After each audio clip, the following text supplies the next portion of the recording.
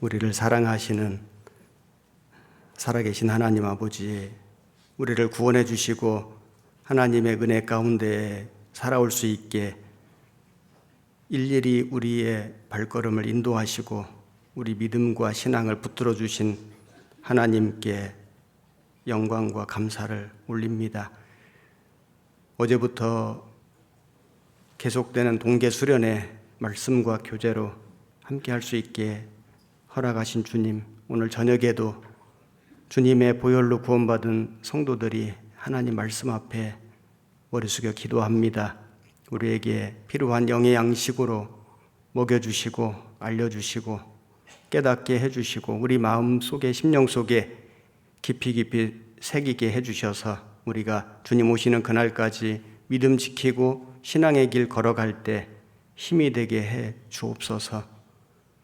전국의 해외의 모든 교회마다 주님 함께 해주시고 내년 새로운 한 해 동안에 성령님의 역사가 더욱 크게 부릴 듯 일어날 수 있게 우리 모두를 귀하게 사용해 주옵소서. 오늘 이 시간 주 성령님께 모든 주님의 능력과 은혜에 온전히 의지하고 부탁드립니다. 함께 해주시고 도와주옵소서. 예수님 이름으로 기도드렸습니다. 아멘. 이사야 54장 말씀을 찾겠습니다. 페이지 구약성경 1033페이지 이사야 54장 1절부터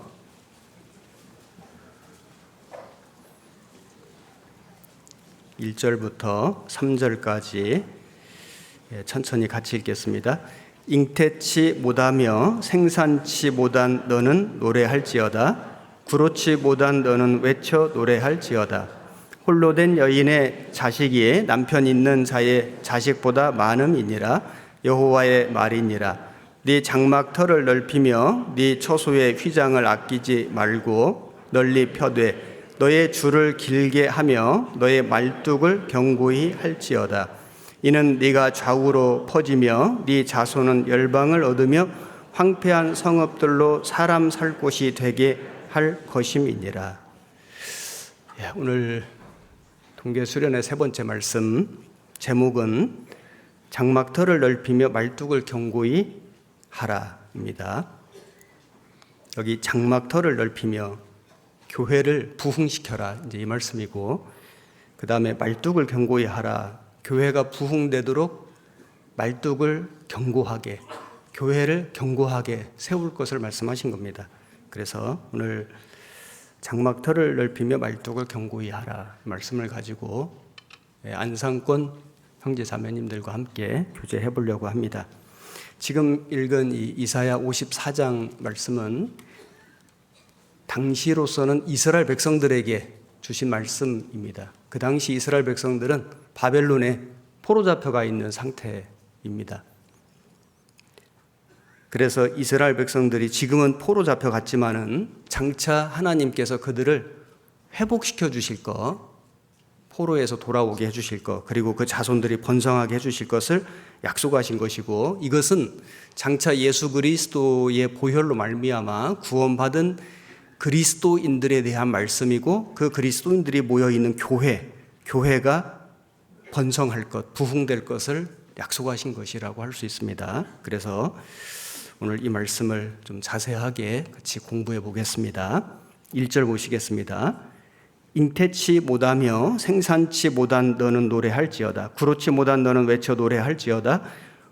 홀로 된 여인의 자식이 남편 있는 자의 자식보다 많음이니라. 여호와의 말이니라. 여기 잉태치 못하며 생산치 못한 너, 구로치 못한 너, 이스라엘 민족입니다.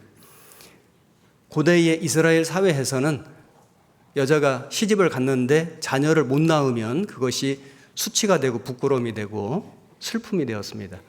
이스라엘 백성들이 지금 잉태를 못합니다. 생산을 못합니다. 구로치 못합니다. 그래서 이스라엘 백성들은 아주 부끄럽고 수치스럽고 그리고 슬픈 그런 상황이 되었습니다. 바벨론에 포로 잡혀가서 나라를 잃고 지금 아주 비참하고 불행한 그런 삶을 살고 있습니다. 그런데 여기 보면은 노래할지어다, 외쳐 노래할지어다. 왜 노래하라고 하셨을까요? 지금 바벨론 나라는 강대하고 수가 많고, 그리고 이스라엘 백성들은 포로가 되고 아주 비참한데, 그런데 노래할 수 있는 이유는 뭐냐면은 하나님이 남편이시기 때문에, 언젠가는 그 남편이신 하나님께서 이스라엘 백성들을 번성케 해주실 것이기 때문에, 그 약속이 있기 때문에 노래하라, 외쳐 노래할지어다, 이렇게 말씀하신 겁니다. 5절 이는 너를 지으신 자는 네 남편이시라. 그 이름은 만군의 여호와시며 네 구속자는 이스라엘의 거룩한 자시라. 온 세상의 하나님이라 칭함을 받으실 것이며, 여기 너를 지으신 자는, 이스라엘 너를 지으신 자는 하나님이신데 하나님이 네 남편이시라.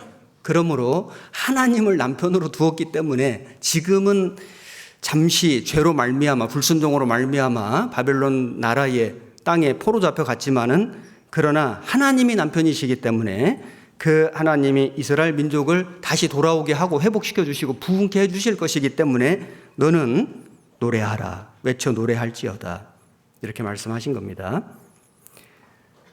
이 말씀이, 이사야 54장의 이 말씀이 어디에 인용이 되어 있냐면 갈라디아서에 인용이 되어 있습니다. 여기 이사야 54장에 줄로 표시를 해 놓으시고 갈라디아서 4장을 찾겠습니다.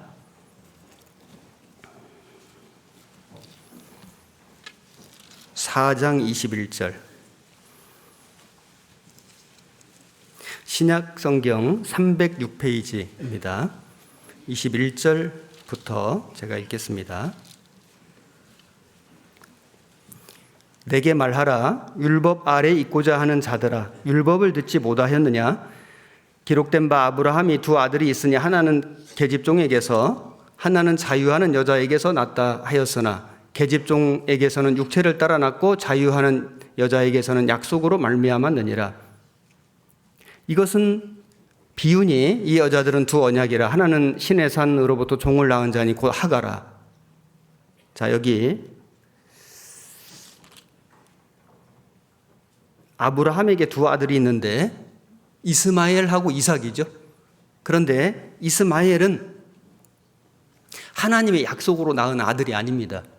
아브라함이 자기 생각으로, 아브라함하고 사라가 자기 꾀로 인간적인 방법을 동원해서 그 종 하가를 취해가지고 낳은 아들이 이스마엘이죠. 사람의 노력으로, 사람의 수고로, 사람의 방법으로 낳은 아들이 이스마엘이고, 그리고 사라의 아들 이삭은 아브라함 나이 100살 때에, 사라 나이 90살 때 경수 다 끊어지고 도저히 아이를 낳는 것이 불가능한 그때에 초자연적인 방법으로, 즉 하나님의 능력으로, 하나님의 기적적인 방법으로 하나님이 주신 약속의 아들이 이삭인 겁니다. 그래서 여기 아브라함에게 두 아들이 있는데 하나는 계집종에게서, 하갈에게서 낳은 이스마엘이 있고, 그리고 사라에게서 낳은 이삭이 있는데, 한 사람은 육체를 따라 낳고 한 사람은 약속으로 말미암았느니라. 이 이스마엘은 율법의 상징이고 이삭은 은혜의 상징이죠. 지금 여기 갈라디아서 4장에서 이사야 54장 말씀을 인용하면서 율법과 은혜를 말씀하고 있는 겁니다. 사람은 어떻게 거듭나냐? 사람의 방법으로, 사람의 수고로, 사람의 노력으로, 사람의 의지로, 신앙, 그 종교 생활로 거듭나는 것 불가능하다. 그것은 종의 아들이다. 율법으로는 구원받을 수가 없다. 율법 지키는 것 자체가 불가능하고 율법을 지켜서 천국 가는 게 아니다. 이걸 말씀하시는 것이고, 사람이 구원을 받는, 거듭나는 유일한 방법은 하나님의 그 십자가의 그 약속으로, 그래서 은혜로, 그 흘려주신 보혈의 그 공로를 의지함으로 우리가 구원을 받는 거다. 이것은 초자연적인 것이고, 이것은 하나님의 기적으로, 하나님의 방법으로, 하나님의 약속대로, 하나님의 은혜로 우리가 구원을 받는 것이다. 그래서 우리는 이삭인 겁니다. 구원받은 그리스도인들은 이삭인 거예요. 약속의 자녀다. 여기 27절에 보시면은 27절 기록된 바, 27절 같이 읽겠습니다. 기록된 바 잉태치 못한 자여 즐거워하라, 구로치 못한 자여 소리질러 외치라. 이는 홀로 사는 자의 자녀가 남편 있는 자의 자녀보다 많음이라 하였으니. 자, 이 말씀이 이사야 54장 1절 말씀이 인용되어 있는 말씀인 겁니다. 그래서 그 율법과 은혜를 설명하면서 이사야 54장 1절 말씀을 인용했는데, 여기 잉태치 못한 자여 사라입니다. 사라가 처음에 잉태를 못했지 않습니까? 구로치 못한 자여, 잉태를 못했기 때문에 그 힘써서 그 아이를 낳을 수가 없는 겁니다. 잉태치 못한 자여, 구로치 못한 자여 사라입니다. 그런데 즐거워하라. 왜냐하면 남편이 있기 때문에, 아브라함이 있기 때문에, 하나님 약속이 있기 때문에, 언약이 있기 때문에 언젠가는 약속하신 아들을 주실 거기 때문에 노래하라, 이렇게 말씀하신 것이고, 그리고 여기 홀로 사는 자의 자녀가, 홀로 사는 자는 하갈입니다. 아브라함이 남편이긴 남편인데 나중에 쫓겨나지 않습니까? 결국은 홀로 사는 여인이 되는 것이고, 그리고 남편 있는 자의 자녀보다 많음이니라. 남편 있는 자는 사라인데 지금은 자식이 없지만은 언젠가는 아브라함을 통해서, 남편을 통해서 약속의 아들, 언약의 아들 이삭을 주실 거기 때문에 지금은 홀로 사는 자의 자녀가 남편 있는 자의 자녀보다 많음이라. 이 홀로 사는 자 하갈을 통해서 난 이스마엘 후손이 아랍이거든요. 아랍 민족이 사라의 아들 이삭의 후손 이스라엘 백성들보다 훨씬 많습니다. 지금 실제 엄청 많습니다. 뭐 비교할 수가 없습니다. 20억이 넘습니다. 아랍 인구가. 이스라엘은 뭐 한 2천만 명밖에 안 됩니다. 지금 율법에 매여서 종교 생활하는, 자기 노력, 자기 수고, 자기 공로를 의지해서 천국 가려고 노력하는 그 종교 생활하는 율법에 매여 있는 기독교인들이 훨씬 많습니다. 2000년 전 예수님 십자가의 보혈을 의지하고 믿음으로, 그 주신 은혜를 믿음으로 구원받은 참된 그리스도인보다 자기 열심 노력, 자기 공로를 의지해서 율법 지켜서 천국 가려고 노력하는 기독교인들이 훨씬 많습니다. 예수님 당시에도 참된 제자보다 거짓된 종교가들이 훨씬 많았습니다. 그래서 마태복음 7장에 예수님 말씀하시기를 좁은 문으로 들어가기를 힘쓰라. 생명으로 인도하는 문은 그 길이 좁고 협착하게 찾는 이가 적음이니라. 생명으로 인도하는 문으로 들어가는 사람이 적을 것을 말씀하셨습니다. 누가복음에도 적은 무리여 두려워하지 말라, 무서워 말라, 너희 아버지께서 그 나라를 너희에게 주시기를 기뻐하시느니라. 적은 무리, 거듭난 그리스도인, 참으로 구원을 받아서 그 은혜를 믿음으로 구원받아서 천국 소망 가지고 사는 그리스도인들은, 참된 성도는 너무 적을 것을 말씀하셨습니다. 이사야 54장 처음 표시해 놓으신 본문의 9절 보시겠습니다. 54장 9절.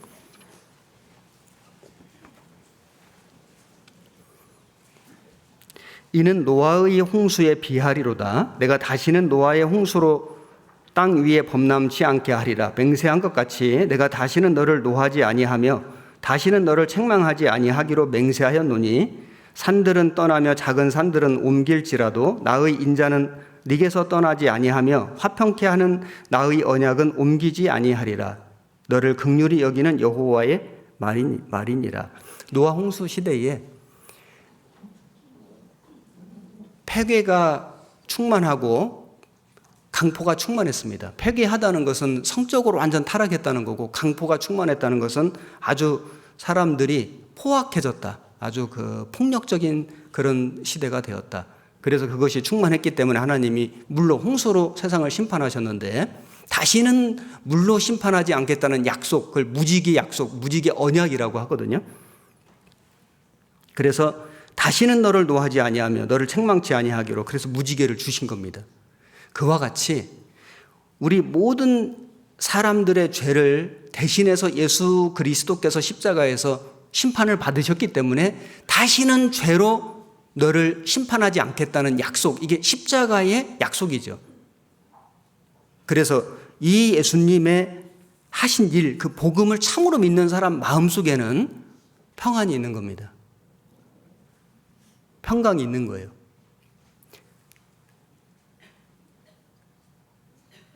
예수님을 참으로 믿는 사람들을 하나님께서 영원히 멸하지 아니할 것이라 약속하셨기 때문에 한 번 구원받은 사람은 그 구원을 잃어버릴 염려가 없습니다. 성령님이 보증이시죠. 우리 안에 들어와 계십니다.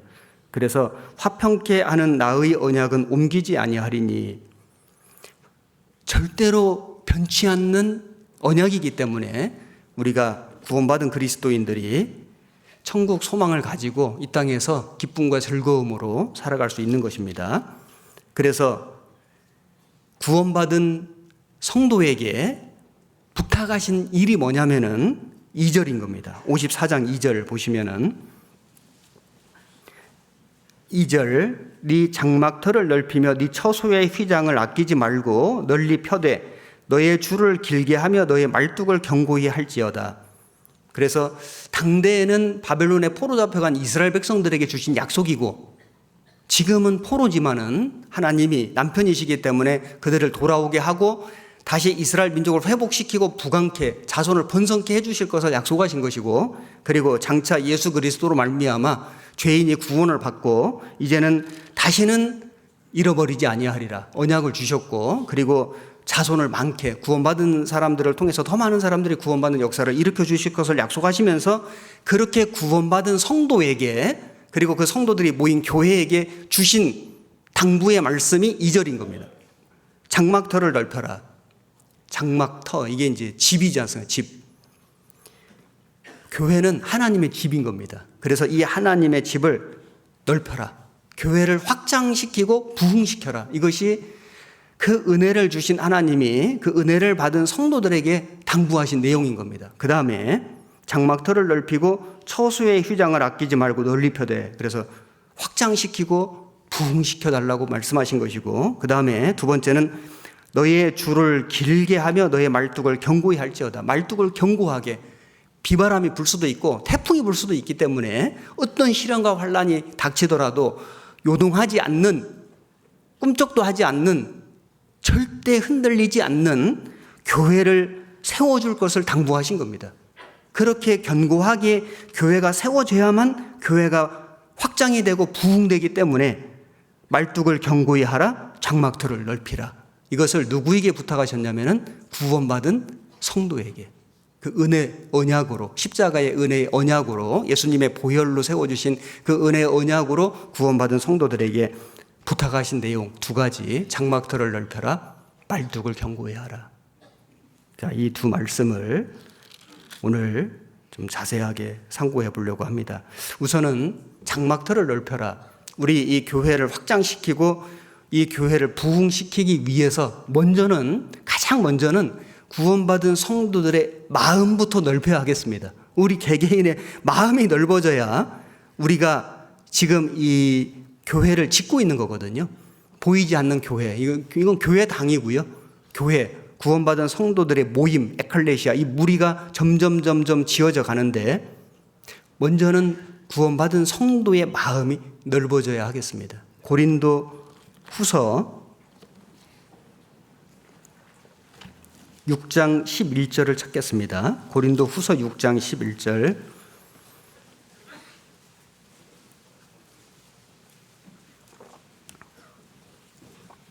신약성경 292페이지 6장 11절 13절까지 같이 읽겠습니다. 고린도인들이여, 너희를 향하여 우리의 입이 열리고 우리의 마음이 넓었으니 너희가 우리 안에서 좁아진 것이 아니라 오직 너희 심정에서 좁아진 것이니라. 내가 자녀에게 말하듯 하노니 보답하는 양으로 너희도 마음을 넓히라. 고린도 교회는 신앙이 좀 어린 교회였습니다. 세상 죄와 타협된 그런 교회였습니다. 여러 가지로 좀 부족한, 그리고 문제가 좀 있는 이제 그런 교회였기 때문에 사도 바울이 고린도 교회를 많이 염려했습니다. 이 고린도 교회는 사도 바울이 전도해서 세워진 교회임에도 불구하고 그 중에 어떤 성도들은 그 사도 바울을 판단했습니다. 사도 바울을 무시했습니다. 사도 바울을 인정하지 않았습니다. 사도 바울을 힘들게 했습니다. 사도 바울을 공격했습니다. 사도 바울이 전하는 복음을 회방했습니다. 그런 사람들이 일부 있었습니다.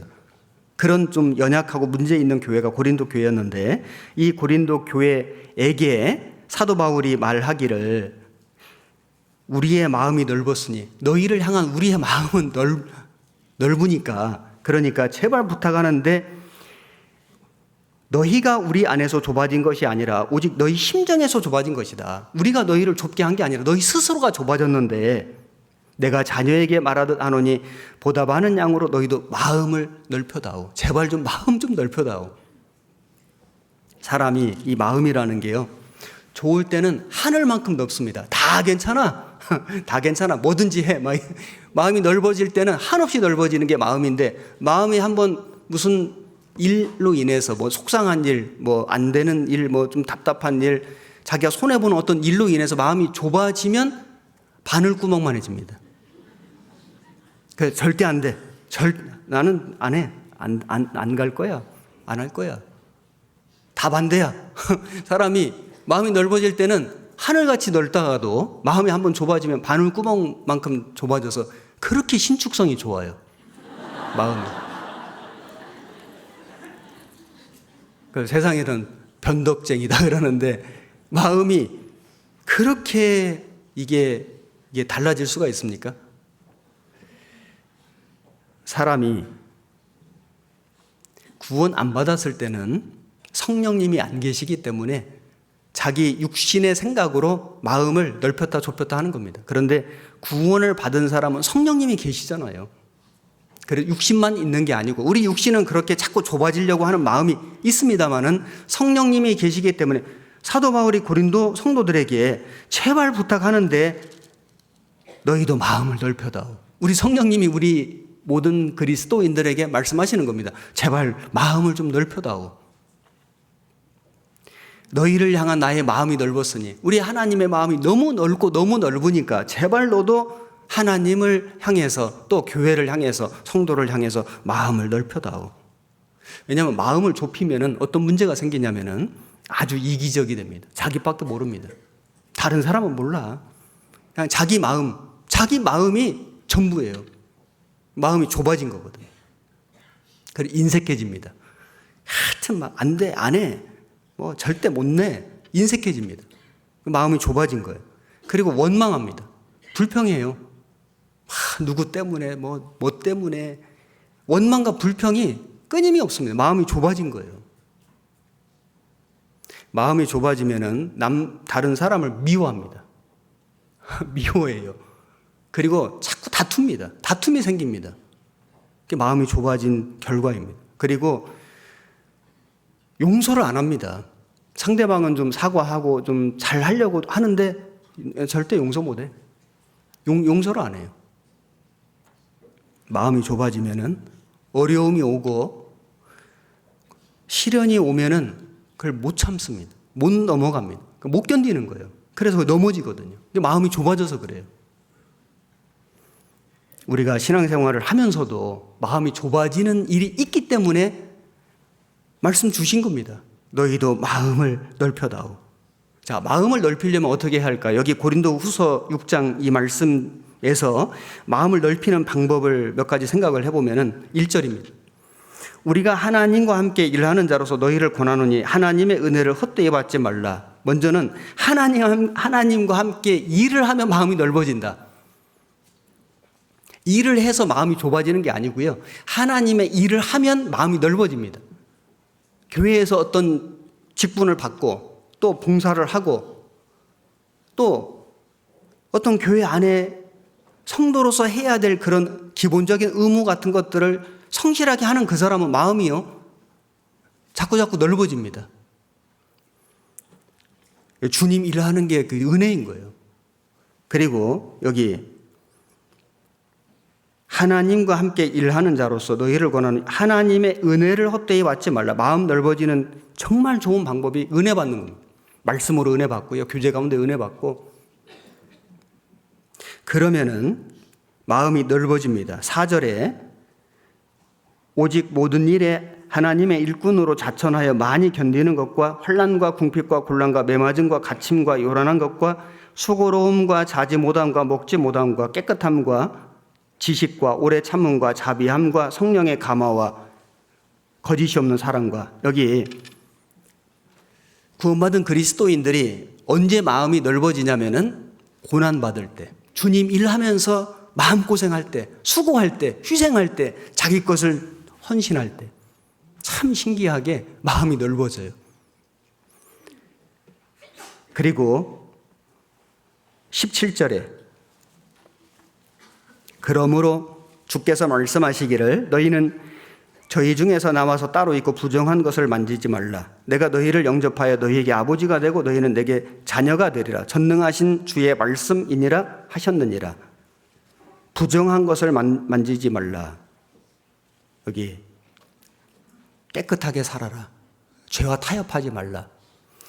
성결하게 살려고 하는 사람은 마음이 넓어집니다. 그런데 세상과 타협하고 적당히 죄 즐기고 죄 속에 살아가면 마음이 좁아져요.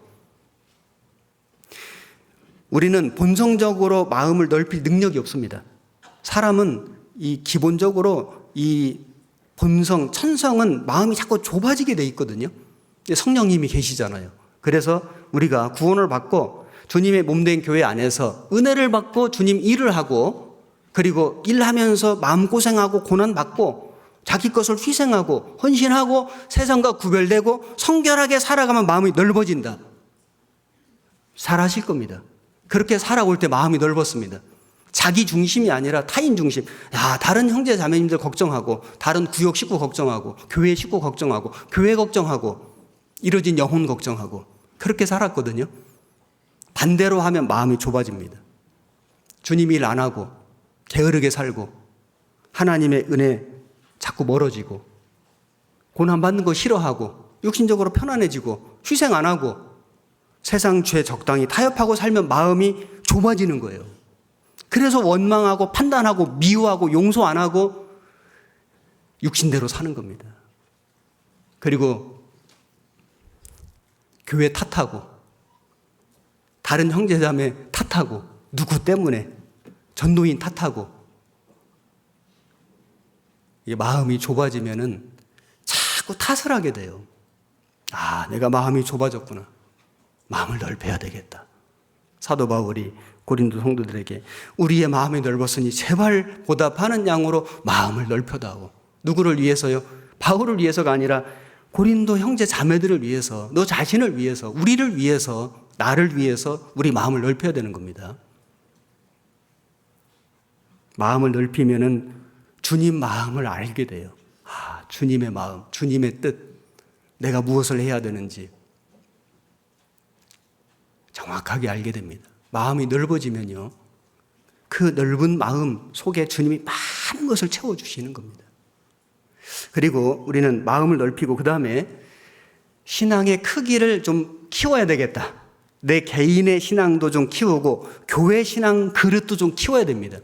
열왕기하 4장에 보면은 엘리사의 생도 아내가 빚을 많이 졌습니다. 남편은 죽고 아들이 있는데 종으로 팔려가게 생겼어요. 빚이 너무 많아가지고. 그래서 엘리사에게 와가지고 그 어려움을 이제 호소를 했는데 엘리사가 말하기를 집에 뭐가 있냐 하니까 기름 한 병 딱 있다는 겁니다. 이웃에 가서 빈 그릇을 빌리라. 많이 빌리라. 조금 빌리지 말라. 그래서 이 여인이 그릇을 많이 빌려왔습니다. 그리고는 문을 닫고 들어가서 그 기름을 그 빈 그릇에 채우라는 거예요. 그래서 채우는데 계속 나오는 거예요. 계속 나오고 계속 나오고. 아들들이 말하길 이제 어머니 그릇이 없습니다. 그럴 줄 알았으면 더 빌려올 건데 그릇이 이제 없어요. 빈 그릇이 없습니다. 그 기름이 그친 거예요. 그 엘리사가 말하기를 그 기름을 팔아서 빚을 갚고 나머지로 생활하라. 기름은 성령님이거든요. 성령님이 한없이 부어주시는데 문제는 뭐냐면 우리 편에서 그릇이 준비가 돼야 되거든요. 내게서 열매가 없고 성령님의 역사가 없는 것은 하나님의 은혜가 부족해서가 아니라 성령님의 역사가 부족해서가 아니라 내 마음이, 내 신앙의 그릇이 준비가 안 되어 있는 겁니다. 그래서 우리는 신앙의 그릇을 빌려와야 돼요. 원래 내 건 아니거든요. 빌려오라. 많이 조금 빌려오지 말고. 우리는 이 그리스도인들은 이 신앙의 비전을 키워야 한다. 좀 큰 뜻을 품어야 되거든요. 우리가 구원받기 전에는 세상에서 꿈이 컸잖아요. 야, 내가 집을 사야 되겠다. 무슨 천당 위에 저 분당에 아파트 한 채 분양받아야 되겠다. 집을 2채는 사야 되겠다. 차는 얼마큼 되는 걸 내가 타야 되겠다. 사업은 얼마큼 키워야 되겠다. 내가 공부는 어디까지 해야 되겠다. 우리가 구원받기 전에 세상의 비전이 있었습니다. 어떤 사람은 그 비전이 아주 컸습니다. 근데 구원을 받고 나면은 세상 비전 필요 없다는 건 아니에요. 그러나 그것보다는 신앙의 비전이 있어야 되겠다. 신앙의 비전이 커야 되겠다. 그릇을 많이 빌려오라. 내 신앙의 그릇을 많이 빌려서, 원래 내 건 아니지만 빌려서 하나님의 성령님이 채워주시면 끝없이 나오는 게 성령님의 역사거든요. 여러분, 24년도 끝까지 갈지 안 갈지는 모르지만은 하나님이 허락하신 24년도 내 신앙의 비전을 좀 크게 한번 가져보십시오. 내년에 나는 무엇을 이루고 살 것인가? 비전을 많이 세워야 한다. 크게 세워야 한다. 그리고 교회도, 우리 이제 안산권에 5개 교회가 있는데, 우리 모든 교회마다 우리 교회의 신앙의 비전을 좀 크게 가져보십시오. 목표를 좀 세우시고요. 우리 천안교회 슬로건은 선한 영향력을 끼치는 교회입니다. 숫자로 승부하는 교회가 아니라 영향력으로 승부하는 교회.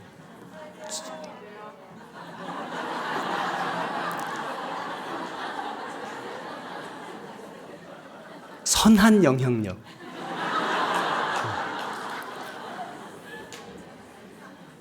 그래서 우리 성도들에게는 기쁨을 주는, 그리고 주변의 여러 교회에게는 본이 되는, 그리고 하나님을 놀라시게 하는 선한 영향력을 끼치는 교회가 되자. 이것이 이제 슬로건인데, 여러분 각 교회마다 새해에 항상 목표를 세우시고 그 목표를 향해서 열심히 살아오셨는데요. 24년도에도 신앙의 목표를 좀 더 크게, 그릇을 좀 많이 빌려다가 우리가 준비해 놓으면은 틀림없이 그 기름병에서 그 그릇이 닿을 때까지 계속 쏟아지는 거예요.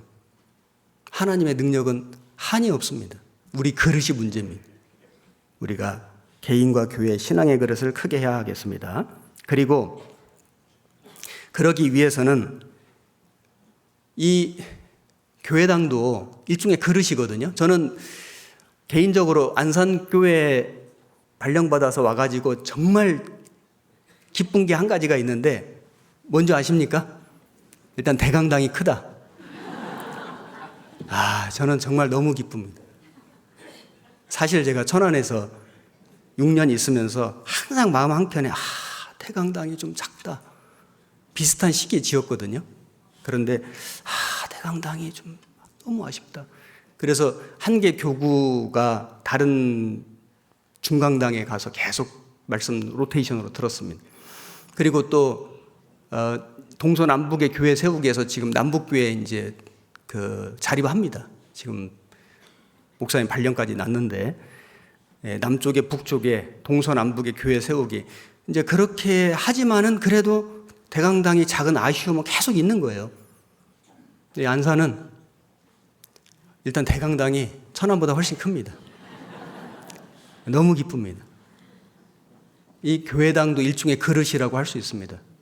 그리고 교회당에 좋은 것이 있어야 됩니다.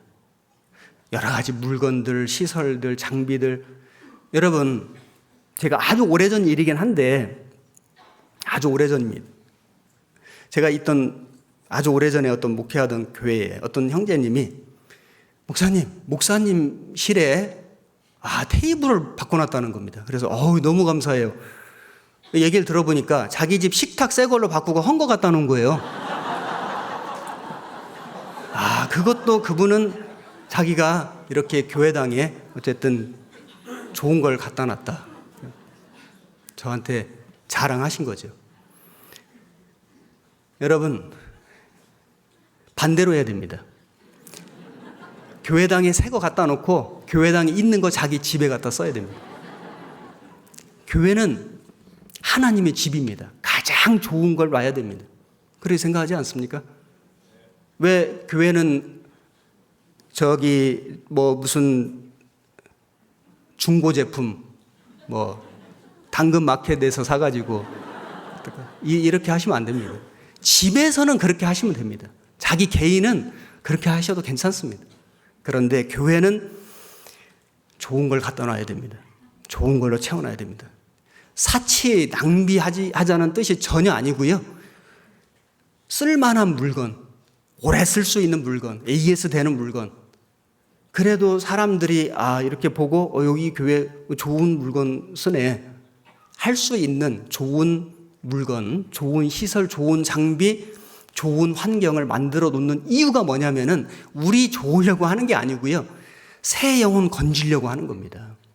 왜냐하면은 새로운 영혼들이 와가지고 말씀 듣기 전에 외모 보거든요. 그렇지 않습니까? 그래서 하는 거예요. 물론 구원받은 형제 자매님들이 교제하기 편리하게 하기 위해서도 필요하지만은 사실 그것보다는 새로운 영혼을 어떻게든지 한 명이라도 더 인도해서 마음 열게 해서 말씀 잘 듣게 하려고 우리가 모든 수고를 하는 겁니다. 그게 포커스예요.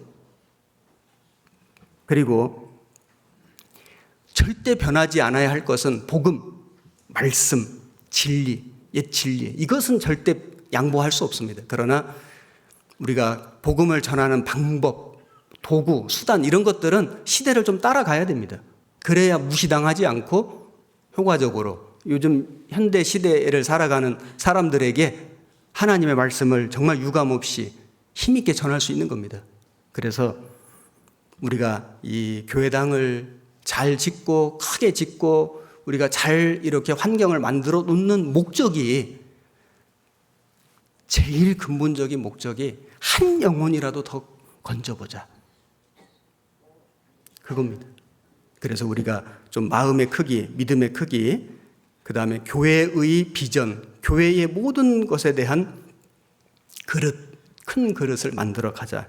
그리고 지경을 좀 넓혀야 되겠습니다. 역대상 4장, 역대상 4장입니다.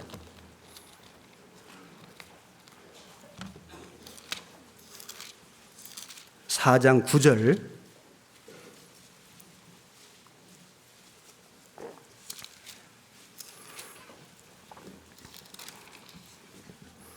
(613페이지) 4장 9절 제가 읽겠습니다. 야베스는 그 형제보다 존귀한 자라. 그 어미가 이름하 야베스라 하였으니 이는 내가 수고로이 낳았다 함이었더라.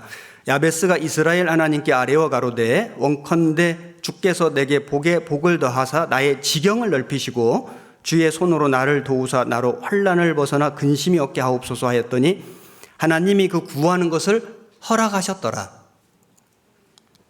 자, 여기 야베스의 기도가 나오는데 이 역대상은 잘 아시는 것처럼 족보입니다. 역대상 4장부터 8장까지 이스라엘 12지파의 족보가 나옵니다. 그리고 지금 이 4장에는 유다와 그리고 시므온 지파의 족보가 나옵니다. 지금 읽은 1절부터 10절까지는 유다 자손의 족보가 나옵니다. 그런데 다른 사람들은 이름만 나옵니다. 야베스는 9절, 10절 긴 설명, 소개가 나옵니다. 특별한 사람이죠. 특별한 삶을 살았습니다. 야베스는 형제보다 존귀한 자라. 존귀하다는 것은 출세해서 좀 높은 지위에 올라갔을 수도 있고 아니면 학문을 많이 연구해서 아주 많은 학문을 쌓았을 수도 있고 어쨌든 선한 영향력을 끼치는 인물이 되었다. 형제보다 존귀한 삶을 살았다. 그런데 그가 태어날 때부터 존귀한 가문, 집안 환경에서 태어난 건 절대 아닙니다. 오히려 반대였습니다. 여기 보면 야베스라 하였으니 이는 내가 수고로이 낳았다 함이었더라. 수고로이 낳았다 함이었더라. 무슨 수고를 했는지 여기 보면은 어미가 이름하여 야베스라. 아버지가 안 나오거든요. 그러니까 아버지가 없었을 수도 있습니다.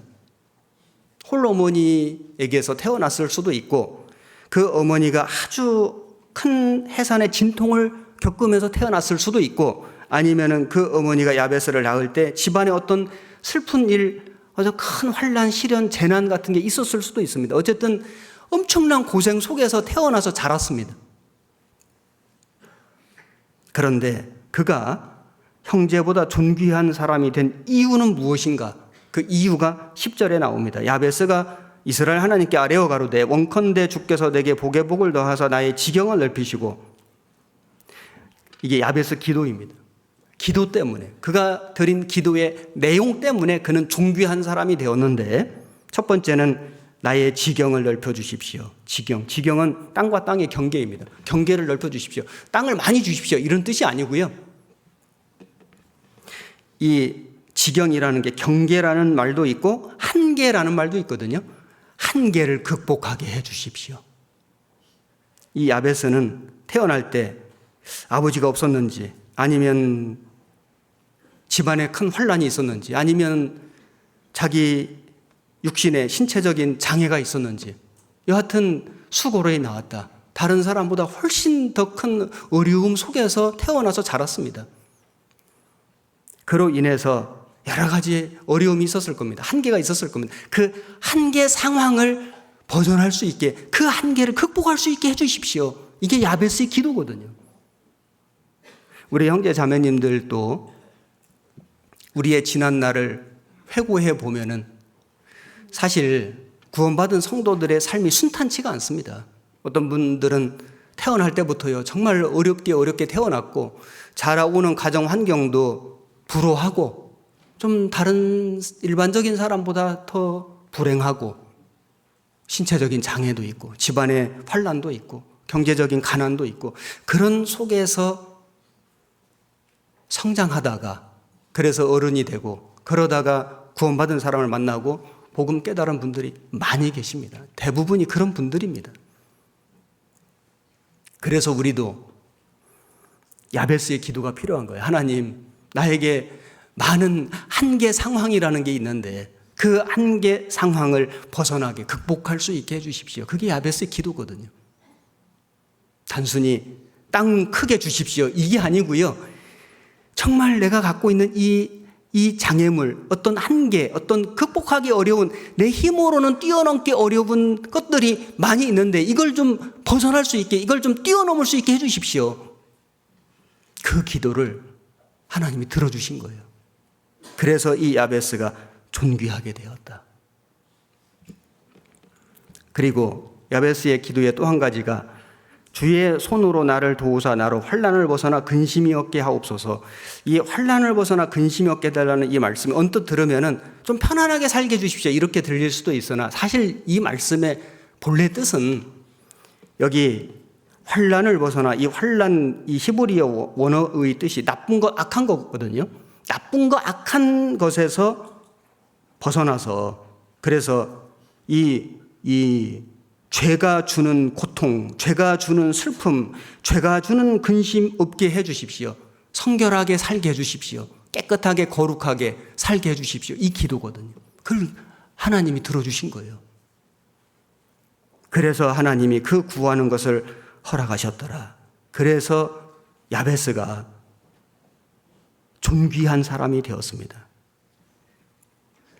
우리도 우리의 육신적인 출생, 살아온 성장 배경, 환경은 불우할 수 있지만은, 좀 슬픈 일이 많이 있을 수 있지만은, 육신적인 장애가 있을 수도 있고 경제적인 가난도 있을 수가 있지만은, 하나님 이 한계를 벗어날 수 있게 해주십시오. 좀 뛰어넘을 수 있게, 극복할 수 있게 해주십시오. 사람 힘으로 안 되기 때문에 주님께 매달리는 거거든요. 그리고 죄가 주는 근심, 고통, 징계 속에서 나를 벗어나게 해서 평안을 주십시오. 이 기도가 하나님이 원하시는 기도였기 때문에, 그래서 하나님이 그 구하시는 것을 허락하시고 야베스를 존귀하게 해주신 거예요.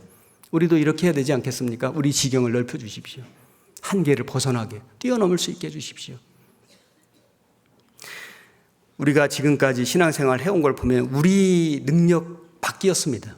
구원받은 것도 우리 능력 바뀌고 지금까지 믿음 지키고 신앙생활 한 것 여러분 잘 하셨지만은 사실 우리 능력만 된 거 아닙니다. 하나님의 능력이 함께 했습니다. 그렇지 않습니까? 앞으로도 마찬가지예요.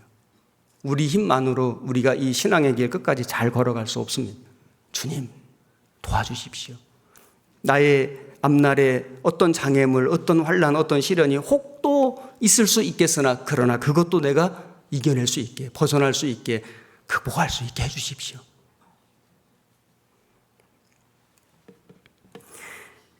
그리고 이 지경을 넓힌다는 것은 결국에는 신앙이 확장되는 건데, 신앙이 확장되면은, 우리 믿음이 확장이 되면은 어떻게 바뀌냐면은 나 중심에서 교회 중심으로, 나 중심에서 하나님 중심으로 바뀌게 되어 있습니다.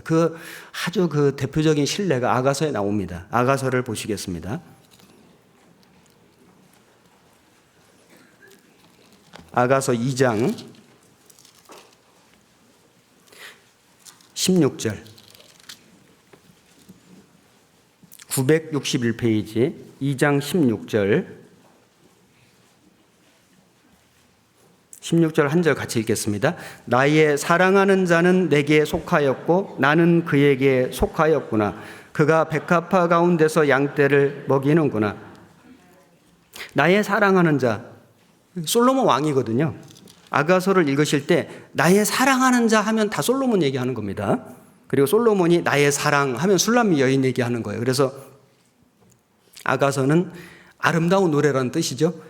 아름다운 노래, 이 솔로몬 왕과 술람미 여인과의 사랑의 노래인데 주님과 성도, 주님과 교회의 사랑의 노래인 거 잘 아시죠? 그래서 나의 사랑아 하면은 술람미 여인을 얘기하는 거고 나의 사랑하는 자 하면 왕을 얘기하는 겁니다. 그래서 여기에 16절에 나의 사랑하는 자는 솔로몬 왕은 주님은 내게 속하였고 나는 그에게 속하였구나. 먼저 자기가 나오죠. 자기 중심. 처음 시작은 자기 중심인 거예요. 구원을 받아도 자기 중심이에요. 내가 중요해, 내 마음이 중요하고, 내 이익이 중요하고. 시작은 그렇습니다. 그런데 시간이 지나면은 사랑이 성숙하고 성장이 되면은 이렇게 바뀝니다. 6장 3절에 나는 나의 사랑하는 자에게 속하였고 나의 사랑하는 자는 내게 속하였다. 그가 백합화 가운데서 그 양떼를 먹이는구나. 나는 나의 사랑하는 자에게 속하였고, 이제는 주님이 순서가 먼저가 돼요. 나는 나의 사랑하는 자에게 속하였고 나의 사랑하는 자는 내게 속하였다. 처음 시작은 나의 사랑하는 자는 내게 속하였고, 내 순서가 바뀌었죠. 주님 먼저가 됩니다. 그런데 시간이 더 지나가면 사랑이 더 성숙해지면 어떻게 되냐면은 7장 10절 나는 나의 사랑하는 자에게 속하였구나. 그가 나를 사모하는구나. 나는 나의 사랑하는 자에게 속하였구나. 이제는 자기가 없어집니다. 자기가 없어져요. 처음에 구원을 받으면은 구원을 받았지만은 자기 중심이거든요. 나 편한 거, 나 좋은 거, 나 하고 싶은 거, 그리고 나 불편한 거, 나 싫은 거, 이게 항상 나 중심인 거예요. 나 중심. 신앙이 어린 거죠. 아직은 좀 연약하죠. 근데 처음은 다 그렇습니다. 그런데 시간이 지나고 신앙이 조금씩 자라가면 이제 나도 있지만은 그래도 형제 자매, 구역, 그래도 교회, 이렇게 하면 형제 자매님들이 좀 불편하겠는데, 내가 이걸 수고를 안 하면 다른 분들이 더 많이 수고하시겠는데, 나도 좀 희생해야 되겠다. 나도 좀 참여해야 되겠다. 나도 같이 가야 되겠다. 그래서 나가 좀 약해지고 다른 형제 자매님들이 조금씩 더 커지게 되고 교회가 좀 더 커지게 되고 주님이 더 커지게 되고 나중에 시간이 지나면 나는 중요하지가 않은 거예요. 뭐 내가 불편하고 내가 싫고 내가 뭐 손해보고 이거는 이제 안중에 없고 형제 자매님들이 좋으면 돼. 교회가 잘 되면 돼. 주님이 영광 받으시면 되는 거야. 나는 괜찮아. 어떻게 해도 좋아. 이렇게 되는 거 아니겠습니까? 그게 정상이거든요. 그게 진짜 신앙이고 그것이 사랑이 성숙한 겁니다. 그래서 아가서를 보면은 사랑이 이렇게 성숙해집니다. 아가서 1장 2절 먼저 보시면은 내게 입맞추기를 원하니 네 사랑이 포도주보다 나음이로구나. 처음에 입맞춤으로 시작이 되거든요. 그 다음에 4절에 왕이 나를 침궁으로 이끌어 들이시니 너는 나를 인도하라. 침궁, 좀 개인적인 친밀한 곳이죠. 그 다음에 2장 4절 그가 나를 인도하여 잔치집에 들어갔으니 그 사랑이 내 위에 기록을. 잔치집은 여러 사람이 참여하는 거예요. 그 다음에 2장 10절 나는 나의 사랑하는 자가 내게 말하여 이르기를 나의 사랑 나의 어여쁜 자야 일어나서 함께 가자. 겨울도 지나고 비도 그쳤고 지면에는 꽃이 피고 새의 노래할 때가 이르렀는데 반구의 소리가 우리 땅에 들리는구나. 무화과 나무에는 푸른 열매가 있고 포도나무는 꽃이 피어 향기를 토하는구나. 나의 사랑 나의 어여쁜 자야 일어나서 함께 가자. 자, 함께 가는데 처음에는요 평탄한 길입니다. 좋은 길이에요. 우리가 구원을 받으면은 처음에 주님과의 개인적인 사랑부터 시작을 해서 입맞춤으로 침공으로 그다음 잔치집으로. 교회가 잔치집 아닙니까? 오면 즐겁잖아요. 함께 누리잖아요. 그리고 신앙의 길을 걸어가는 처음엔 평탄한 길입니다. 처음부터 하나님이 힘든 길, 고난의 길을 인도하시지 않습니다. 처음에는 구역장님이 집 앞에 모시러 와요. 차 태워서 모시고 와요. 식사할 때 같이 데려다가 같이 막 밥 식권 사주고 밥 사주고 조장님이 와서 막 모셔가고 떠받들어 줍니다. 갓난아기잖아요. 편하죠. 주는 대로 먹고 인도하는 대로 가고. 그런데 신앙이 조금씩 자라가면은 이제는 좀 높은 곳도 올라가야 됩니다. 4장 8절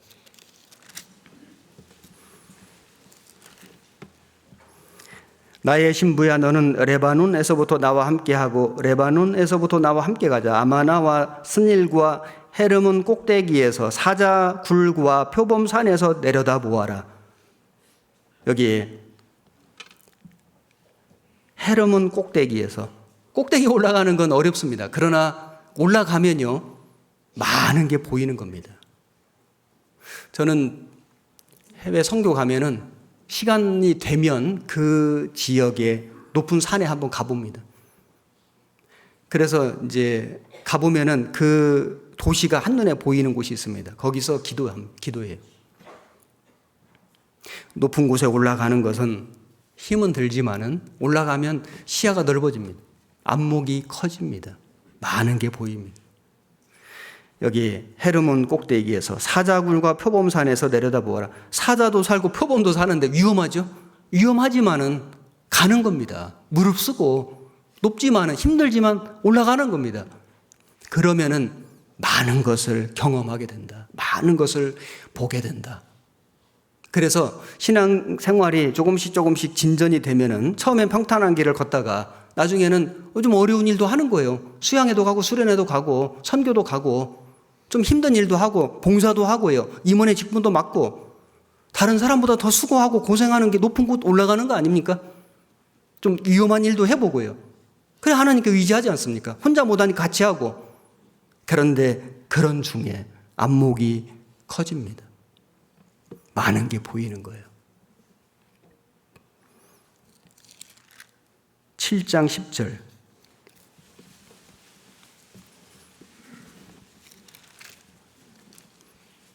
아가서 7장 10절 나는 나의 사랑하는 자에게 속하였구나. 그가 나를 사모하는구나. 나의 사랑하는 자야 우리가 함께 들로 가서 동네에서 유숙하자. 우리가 일찍이 일어나서 포도원으로 가서 포도움이 돋았는지 꽃술이 퍼졌는지 석류꽃이 피었는지 보자. 거기서 내가 나의 사랑을 네게 주리라. 이제는 먼 곳에도 갑니다. 들로 가서. 그래서 포도원으로 가서 이제 일하는 곳도 가지 않습니까? 우리가 신앙이 성장하고 성숙한다는 게 뭡니까? 주님을 위해서라면은, 주님의 복음을 위해서라면은, 주님의 영광을 위해서라면 우리가 한 영혼이라도 더 건질 수 있다면 먼 곳도 가는 겁니다. 그리고 일도 하는 거예요. 포도원에 가서 농사도 짓는 거예요. 열매를 거두기 위해서. 그건 진짜 사랑이 성숙한 사람들이 하는 겁니다. 처음에는 자기 중심에서 점점 형제자매 중심으로, 교회 중심으로, 주님 중심으로 중심축이 옮겨지는 것이 지경이 넓어지는 거다. 그게 진짜 신앙의 성장이고 성숙이거든요.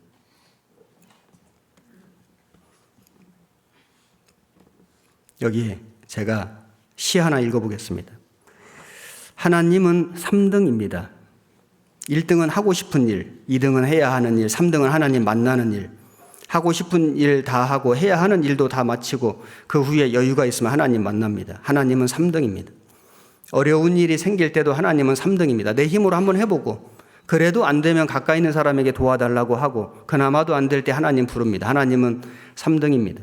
거리에서도 3등입니다. 내게 가장 가까이 있는 것은 내 자신, 그 다음은 내 마음을 알아주는 사람, 그 다음에야 저 멀리 하늘에 계신 하나님이십니다. 하나님은 3등입니다. 그런데 말입니다. 하나님께 나는 1등입니다. 무슨 일이 있어도 내가 부르기만 하면 도와주십니다. 내가 괴로워할 때는 만사를 제쳐놓고 달려오십니다. 아무도 내 곁에 없다 생각될 때에 홀로 내 곁에 오셔서 나를 위로해 주십니다. 나는 하나님께 언제나 1등입니다. 나도 하나님을 1등으로 생각했으면 좋겠습니다. 만사 제쳐놓고 만나고 작은 고비 때마다 손을 꼭 붙잡는 내게 1등으로 가까이 계신 하나님이셨으면 좋겠습니다. 내게 1등이신 하나님을 나도 1등으로 모시고 싶습니다. 하나님이 여러분에게 몇 등이십니까? 하나님은 여러분이 1등입니다. 내가 1등입니다. 자, 우리가 신앙의 지경을 넓히려면 어떻게 해야 할 것인가? 역대상 2장을 찾아보겠습니다.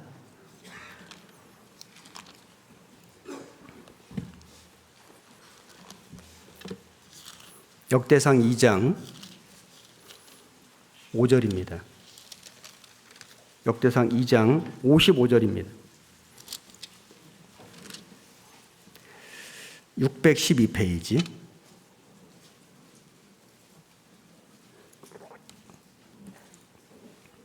야베스에 거한 서기관 족속 곧 디랏 족속과 시므앗 족속과 수갓 족속이니 이는 다 레갑의 집 조상 한맛에게서 나온 겐 족속이더라. 여기 야베스라는 지명이 나오는데 이 지명이 야베스라고 하는 사람하고 연관이 있을 수 있습니다. 여기 야베스라고 하는 이 지명에 이 지역에 누가 살았냐면 서기관 족속이 살았는데 이 겐 족속인데 이 서기관 족속은 뭐냐면은 성경 연구하고 성경 필사하는 사람들입니다. 야베스는 어떻게 하나님 앞에 합당한 기도를 드렸을까? 아마도 성경을 많이 연구하는 사람이었을 것이다.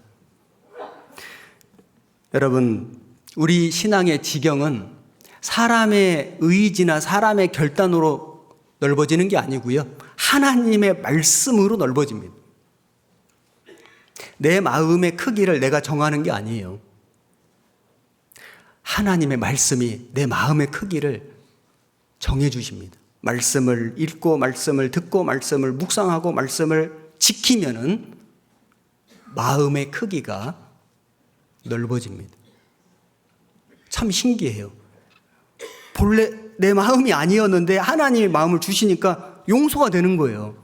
넘어가는 거예요. 저 옛날에는 도무지 용서가 안 되고 못 넘어가던 문제가 그래서 그게 일종의 장애물인데 말씀을 듣고 말씀을 읽고 말씀을 묵상하고 말씀을 지키려고 하다 보니까 그 사람이 그래 그럴 수 있지 용서하자 넘어가는 거예요.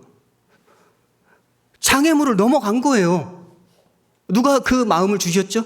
그렇게 마음을 조금 넓혀주셨죠? 말씀이. 하나님의 말씀은 한없이 넓습니다. 그래서 이 말씀을 가까이 하면은 내 마음도 넓어집니다. 시편 119편.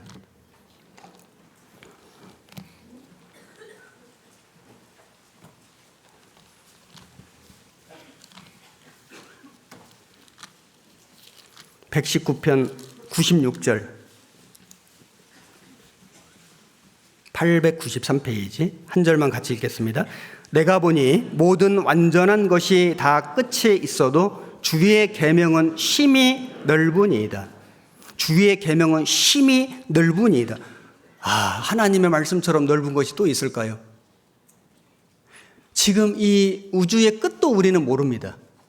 우주의 한계를 우리가 모르지 않습니까? 그 우주를 만드신 하나님의 말씀, 끝이 없습니다. 우리가 아무리 성경을 많이 연구해도 성경을 다 알 수 없습니다. 불가능합니다.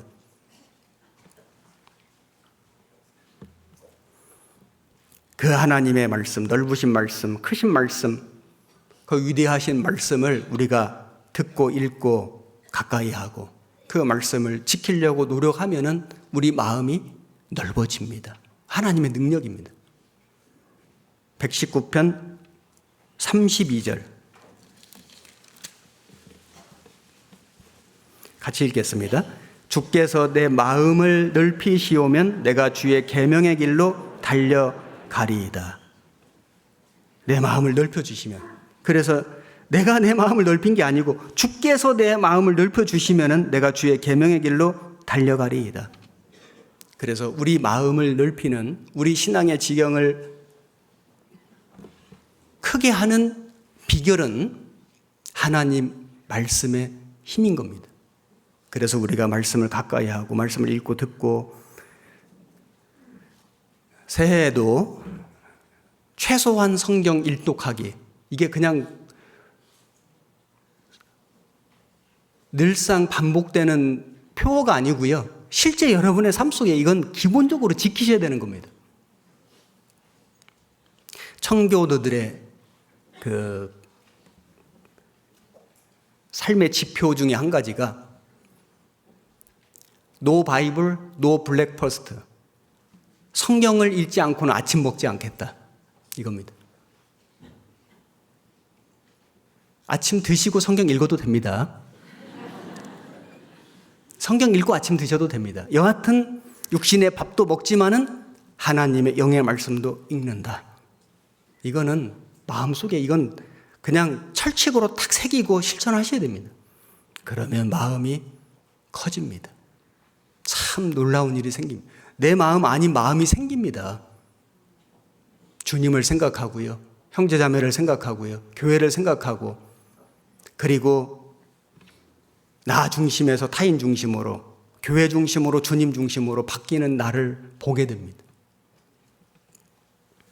그리고 우리는 교제의 폭도 좀 넓혀야 됩니다. 우물안 개구리라는 말이 있죠. 그래서 어느 한 지역에만 살다 보면 그 지역밖에 모르는데, 그러지 말고 우리가 다른 지역에도 가보고, 이사 가라는 소리 아닙니다.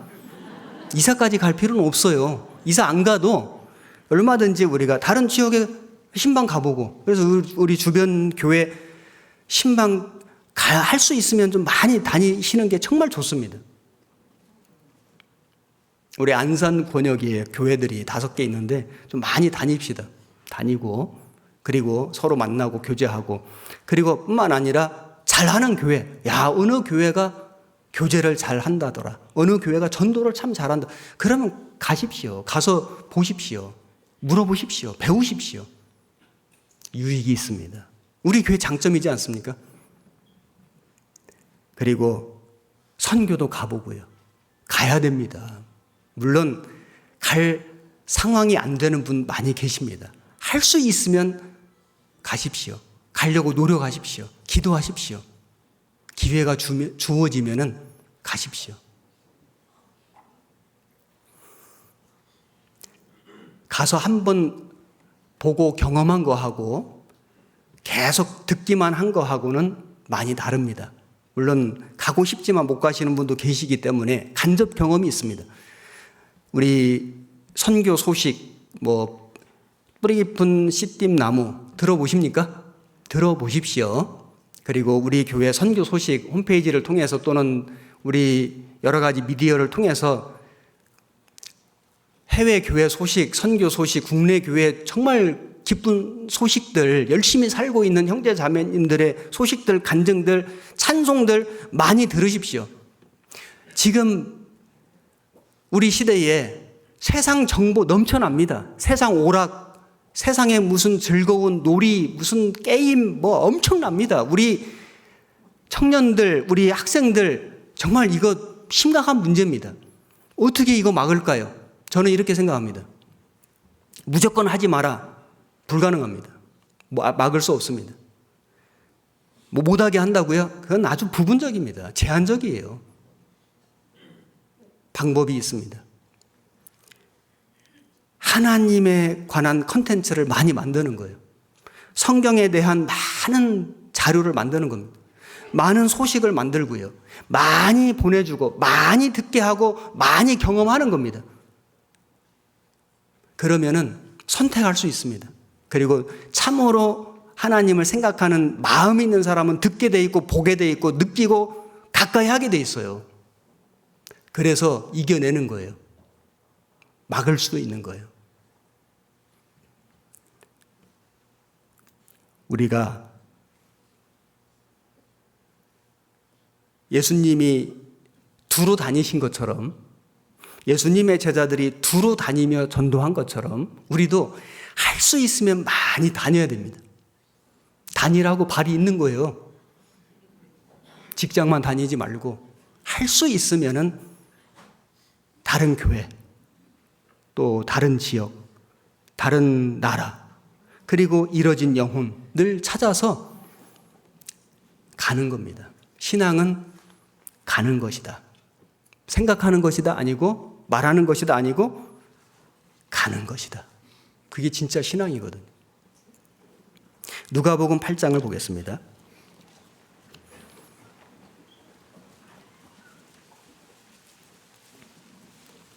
누가복음 8장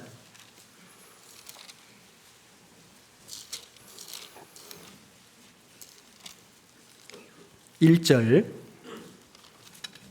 신약성경 103페이지. 이후에 예수께서 각 성과 촌에 두루 다니시며 하나님의 나라를 반포하시며 그 복음을 전하실세 12 제자가 함께 하였고. 여기 예수님이 두루 다니셨습니다. 예수님은 오는 사람들에게만 말씀을 전하신 게 아니고 예수님 스스로가 많이 다니셨습니다. 각 성과 촌에 두루 다니셨습니다. 제자들과 함께 다녔습니다. 제자들도 그렇게 다녔습니다. 누가복음 9장 6절에 9장 6절, 제자들이 나가 각 촌에 두루 행하여 처처의 복음을 전하며 병을 고치더라. 예수님을 따라 배운 제자들이 그들도 각 촌에 두루 행하며 처처의 복음을 전하며 병을 고치더라. 우리도 예수님 제자 아닙니까? 우리도 예수님처럼, 그 당시 예수님의 제자들처럼 두루 행하여 복음을 전해야 됩니다. 그래서 우리 지경을 넓혀야 됩니다. 전도의 지경을 넓히고요. 우리가 우물한 개구리가 돼서는 안 되겠습니다. 그냥 내 구역, 내 교회, 그게 나쁘다, 문제가 있다, 그 말이 아니고요. 지경을 좀 넓혀보자. 좀 높은 데도 가보고요. 좀 넓은 데도 가보고, 좀 내려다보고, 큰 비전을 가지고, 지금 내가 신앙의 경주에 어느 정도 하고 있는지 스스로도 한번 살펴보고, 우리 교회가 지금 이 신앙의 경주의 대열에 어느 정도 와 있는지도 한번 생각해보고, 목표도 세워보고, 표대도 좀 세우고요. 그걸 같은 마음으로 함께 좀 달려도 가보고. 그래서 안주하는 신앙이 아니라, 안주는 술 마실 때만 필요하죠. 우리에게 안주는 없습니다. 우리는 술 마실 일이 없습니다. 안주하는 신앙이 아니라 달려가는, 아니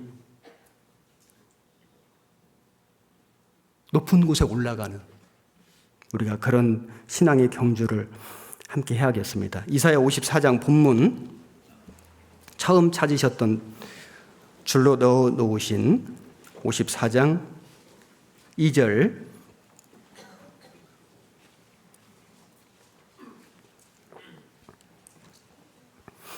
네 장막터를 넓히며 네 처소의 휘장을 아끼지 말고 널리 펴되 너의 줄을 길게 하며 너의 말뚝을 견고히 할지어다. 그래서 장막터를 넓혀라. 교회를 확장시키고 부흥시켜라.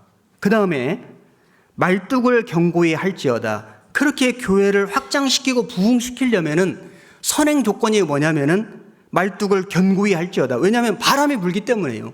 회오리도 불고요. 태풍도 불거든요. 고난과 시련이 닥쳐오거든요. 개인 성도에게도 오고 교회에게도 오거든요. 그럴 때 흔들리면 안 되기 때문에, 넘어지면 안 되기 때문에 우리가 할 일이 줄을 길게 하고 말뚝을 견고히 할지어다. 나무가 줄기가 있고 가지가 있고 잎이 있고 열매가 있지 않습니까? 열매가 목적이긴 한데 그 열매가 온전히 맺히기 위해서 가장 중요한 것은 눈에 보이는 줄기보다 가지보다 보이지 않는 땅속에 묻혀있는 뿌리예요. 뿌리가 상하면은요, 뿌리가 병들면은 서서히 나무가 말라갑니다. 나중에는 열매가 없습니다. 나중엔 죽습니다.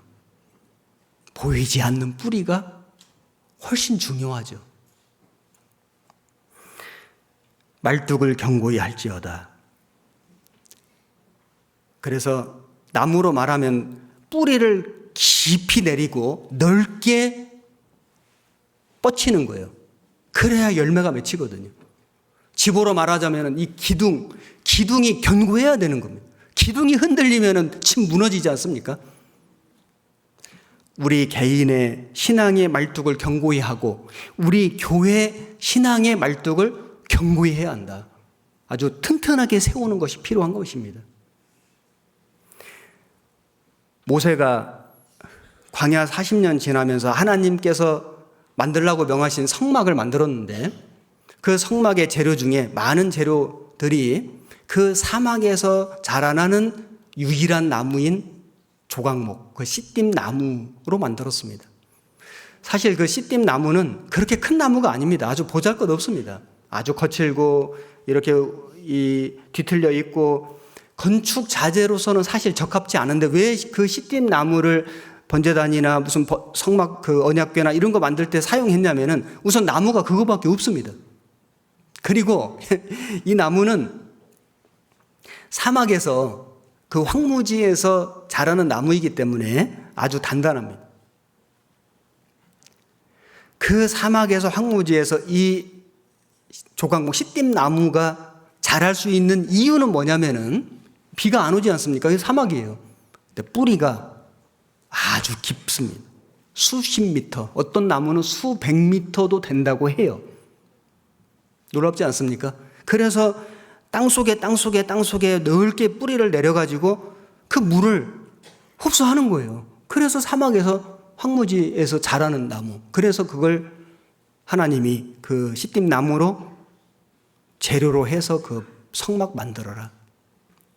안에 재료는 나무인데 거기에 노수로 금으로 쌌습니다. 이게 예수님의 그 인성과 신성이거든요. 예수님 정말 그 조각목 시띠임 나무처럼 볼품없는 초라한 모습으로 오셨지만은 성령님이 함께 하셨지 않습니까? 예수님의 인성과 신성.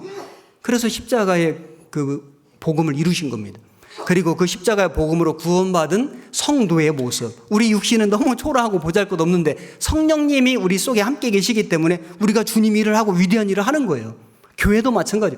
우리 교회가 뭐 그렇게 세상에서 그렇게 크고 화려하고 대단한 교회 아닙니다. 하지만은 모양은 좀 부족한 것이 있을지라도, 좀 연약해 보일지라도, 수가 좀 적을지라도 주님이 우리와 함께 계시기 때문에 우리가 성막의 재료가 시띠임 나무인 것처럼 우리가 주님의 성령님의 역사의 재료로 쓰임 받는 거예요.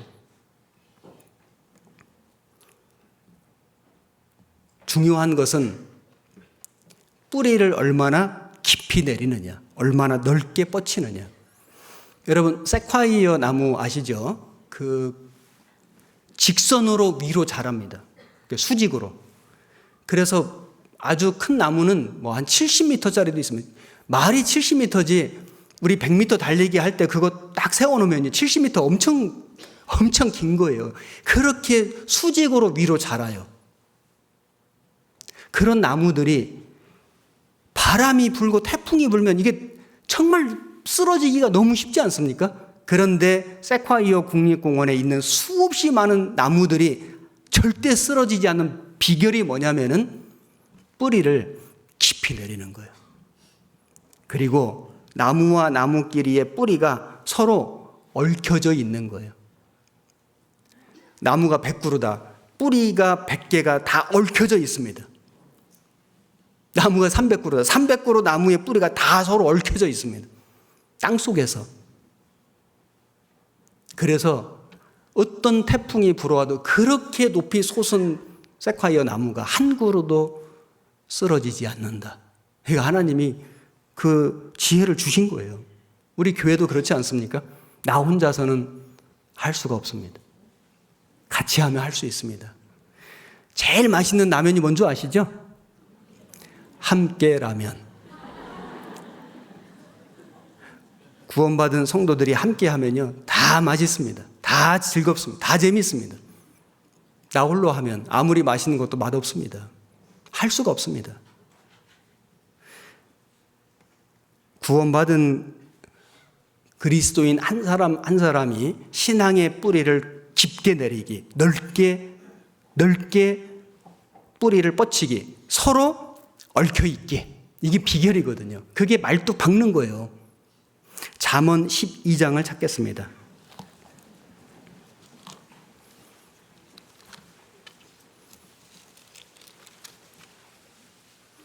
잠언 12장 3절 한 절만 같이 읽겠습니다. 922페이지 12장 3절 한 절 같이 읽겠습니다. 사람이 악으로 굳게 서지 못하나니 의인의 뿌리는 움직이지 아니하느니라. 의인의 뿌리는 움직이지 아니하느니라. 우리 의인입니다. 의로운 일을 잘해서 의인된 게 아니라 하나님이 우리를 의롭다고 해주셨습니다. 의인의 뿌리는 움직이지 아니하느니라. 우리의 믿음이 말씀에 근거했기 때문에 변치 않습니다. 우리의 소망이 하늘에 쌓아둔 소망이기 때문에 없어지지 않습니다. 쇠화해지지 않습니다. 변해지지 않습니다. 의인의 뿌리는 움직이지 아니하느니라. 잠언 12장 12절.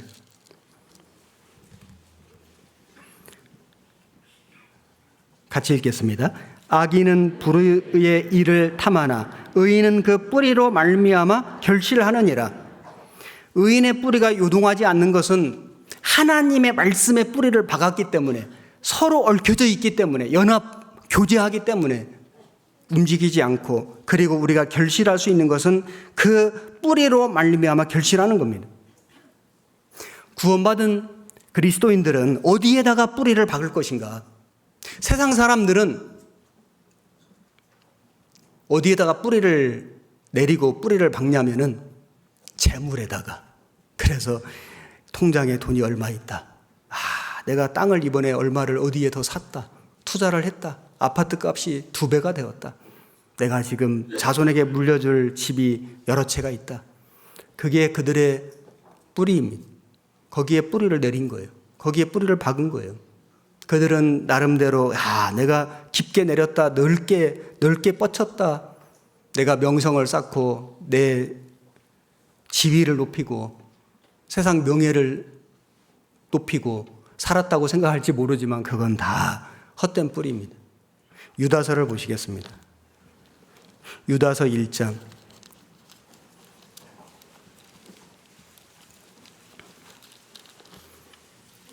397페이지 1장 12절 1장 12절 저희는 기탄 없이 너희와 함께 먹으니 너희 애찬의 암초요 자기 몸만 기르는 목자요 바람에 불려가는 물 없는 구름이요 죽고 또 죽어 뿌리까지 뽑힌 열매 없는 가을나무요 뿌리까지 뽑힌 열매 없는 가을나무요. 가을나무인데 뿌리까지 뽑혀 있습니다. 무슨 열매가 있겠습니까? 여러분, 세상 사람들이 지금 쌓아놓은 부와 명예와 권력과 신분과 지위와 그들의 모든 것은요 뿌리 없는 가을 나무와 같습니다. 부럽습니까? 대단합니까? 좋습니까? 우리가 언뜻 보면은 아이고 참 좋아 보이기도 한다고 생각은 들지만은 부러워할 필요 없습니다. 그거는 뿌리까지 뽑힌 열매하면 가을나무입니다. 잠시 후면 다 없어집니다. 사라집니다. 오히려 그것 때문에 그들이 그 뿌리 내린 세상에다가 그 뿌리 내리고 뿌리를 받고 뻗친 그것 때문에 스스로 멸망하는 거예요. 우리는 그런 세상 것들이 필요 없다는 게 아니고요. 필요하죠. 우리도 집이 필요하죠. 옷도 입어야 되고, 그리고 직장도 필요하고, 승진도 해야 되고, 사업도 잘해야죠. 좋은 학교에도 가고요. 유학도 가고, 열심히 살아야죠. 저축도 하시고요. 그게 필요 없다는 게 아니라 그것이 우리가 뿌리 박을 곳은 아닌 거예요. 우리가 소망 둘 곳은 아닌 거예요. 우리가 가정을 꾸려가고 또 우리가 교회 생활을 하고 우리가 전도를 하고 주님 섬기는 일에 필요한 수단은 될 수 있을지 모르지만 그것이 우리 삶의 참된 목적은 아니에요. 우리 의인들은, 구원받은 성도들은 어디에다가 뿌리를 내릴 것인가? 골로새서 2장. 골로새서 2장 6절.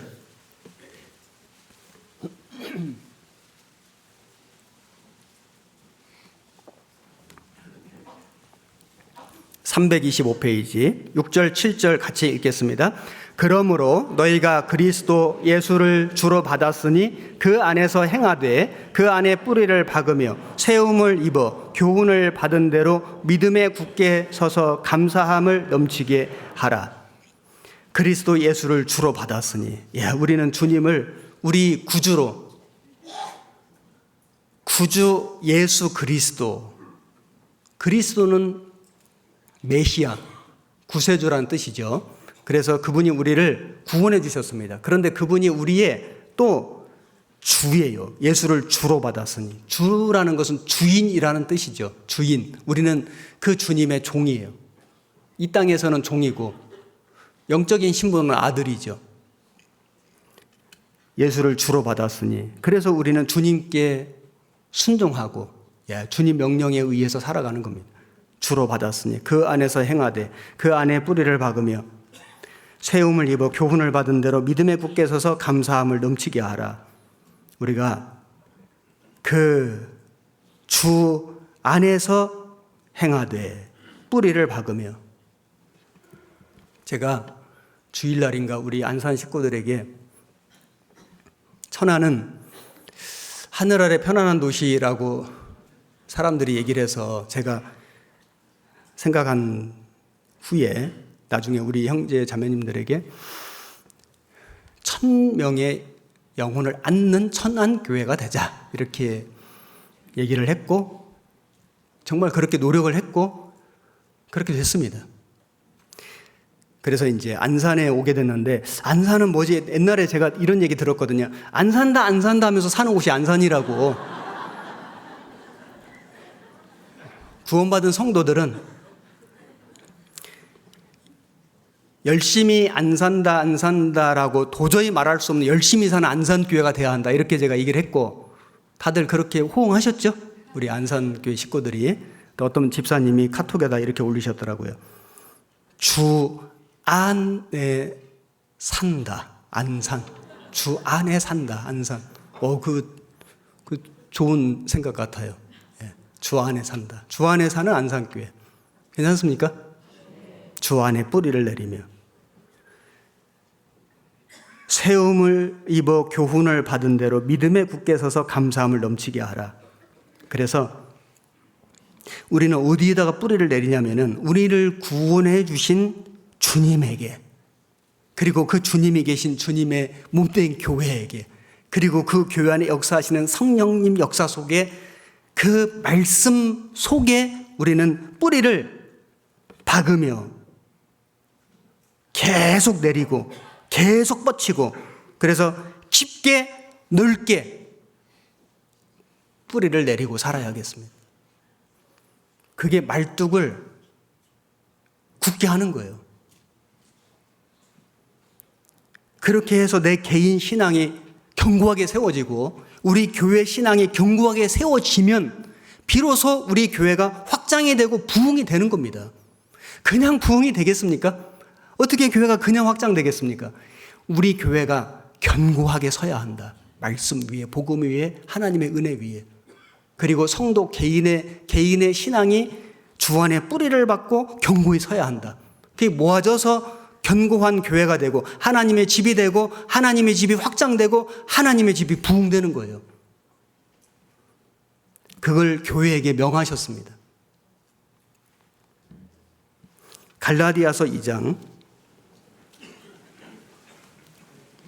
갈라디아서 2장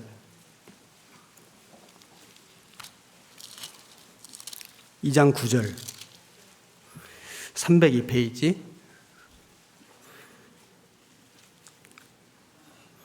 9절 한 절만 같이 읽겠습니다. 또 내게 주신 은혜를 알므로 기둥같이 여기는 야고보와 게바와 요한도 나와 바나바에게 교제의 약수를 하였으니 이는 우리는 이방인에게로 저희는 할례자에게로 가게 하려 함이라. 여기 보면은 기둥같이 여기는 야고보와, 예수님 동생이죠. 야고보서의 기자 야고보, 게바, 베드로죠. 그다음 요한, 사도 요한. 이 베드로, 야고보, 요한 이 세 사람은 초대교회 기둥이었습니다. 기둥 같은 일꾼이었죠. 예수님 공생의 기간에도 이 베드로, 야고보, 요한은 항상 예수님을 가까이 따랐습니다. 특별히 예수님이 많은 것을 경험하게 해주시고 많은 걸 보여주시고 많은 것을 가르쳐 주셨죠. 기둥 같은 일꾼이 되게 해주시려고. 여기 이들은 기둥이었다. 기둥. 여러분, 이 건물에도 기둥이 있습니다. 기둥이 얼마나 중요한지 아시죠? 기둥이 무너지면요, 집이 무너지는 겁니다. 기둥이 되려면은, 기둥 같은 일꾼이 되려면은 이 기둥처럼 돼야 됩니다. 이 기둥을 한번 잘 생각해 보시면요. 자, 우선 기둥은 곧아야 됩니다. 기둥이 구부러져 있다. 기둥이 안 됩니다. 위험하죠. 기둥은 곧아야 한다. 정말 주님의 교회에, 하나님의 집, 이 교회의 기둥 같은 일꾼, 말뚝, 천막으로 치면 말뚝이고요. 건물로 치면 기둥입니다. 기둥 같은 일꾼이 되려면 우선 곧아야 한다. 치우침이 없어야 한다. 균형 감각이 있어야 한다. 균형을 잘 잡아야 되거든요. 치우치지 않게, 인정적이지 않게, 편견, 선입견에 좌우되지 않게 정확한 말씀 기준으로 균형이 있는 일꾼이 기둥 같은 일꾼입니다. 그리고 기둥은 튼튼해야 됩니다. 기둥이 대나무처럼 얄팍해 봐요. 어떻게 기둥이 되겠어요? 튼튼해야 한다. 그리스도인들은 좀 허리가 굵은 게 뭐 죄가 아닙니다. 좀 자매들도 좀 현숙한 여인이 허리 굵은 여인인 거 아시죠? 허리가 굵어서 너무 잘못한 거 아닙니다. 괜찮습니다. 힘이 세면 됩니다. 힘이 세고 무거운 걸 들고 잘 옮기고 일을 두려워하지 않고 내 현숙한 여인이거든요. 튼튼해야 됩니다. 흔들리지 않아야 한다. 조금 어려움이 온다고 좀 고난 시련이 자기 좀 손해볼 일이 있다고 피해가는 이것이 아니고요. 다 자기 자리 지키는 그게 진짜 기둥이거든요. 그리고 기둥은 서로 연결되어 있습니다. 이 기둥이 떨어져 있는 것 같지만 사실 다 연결돼서 이 집을 지탱하는 겁니다. 진짜 기둥 같은 일꾼들은 서로 화합합니다. 자기 잘났다고 주장하고 고집하고 그게 기둥이 아니고요. 서로 연합할 줄 아는 사람이 진짜 기둥 같은 일꾼인 거예요. 화목하고요. 화합하고 마음을 같이 하고 뜻을 같이 하고 그런 사람이 하나님 집의 진짜 기둥입니다. 그리고 기둥은요. 왜 있냐면은 딱 이 집을 받치고 있는 거예요. 그렇지 않으면 기둥이 무슨 의미가 있습니까? 집을 받치고 있는 거예요. 진짜 기둥 같은 일꾼들은 성도를 바치는 겁니다. 성도를 섬기는 거예요. 목적이 뭐예요? 성도 섬기려고 임원하는 거예요. 성도 섬기려고 봉사하는 겁니다. 그리고 주님을 섬기는 거예요. 주님 섬기려고. 그래서 기둥 같은 일꾼들이 딱 버티고 서 있는 겁니다. 말뚝을 견고하게 하는 거예요. 그리고 기둥은 이 건물, 이 집과 운명을 같이 하는 겁니다. 기둥 무너지면 집도 무너지고 집 무너지면 기둥 소용없습니다. 운명을 같이 하는 거다. 진짜 하나님 집의 기둥은요, 이 교회와 운명을 같이 하는 겁니다. 같이 살고 같이 죽고 운명을 같이 하는 거예요. 그게 진짜 기둥이에요. 삼손은 나실인이었는데 들릴라 여인을 사랑해서 들릴라 여인 품에 잠들었습니다. 머리카락 밀리웠죠. 비밀을 다 실토했고 나중에 눈이 뽑히고 빛을 잃고 비참하게 돼서 그래서 맷돌을 돌렸는데 그 삼손이 회개하고 나중에 그 블레셋 사람들이 많이 모여 잔치하는 곳에 오른쪽 왼쪽 두 기둥을 양손으로 딱 끼어안고 하나님께 기도했습니다. 하나님 이번만 나로 강하게 해주십시오. 그리고 몸을 확 숙이니까 기둥이 부러져 가지고 집이 무너져서 블레셋 사람들이 많이 죽었습니다.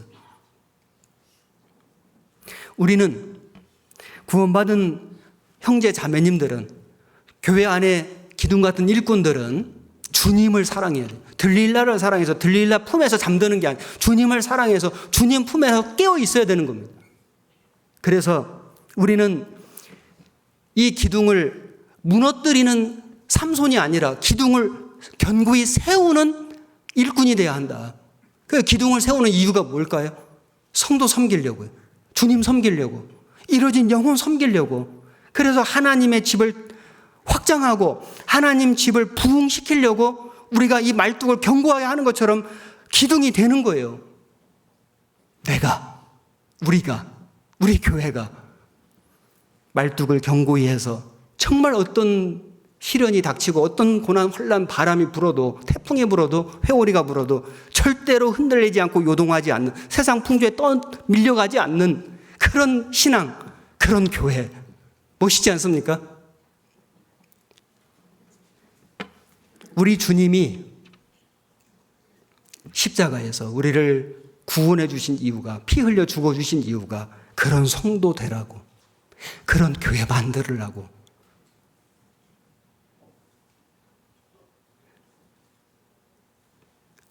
그 은혜를 주신 거예요.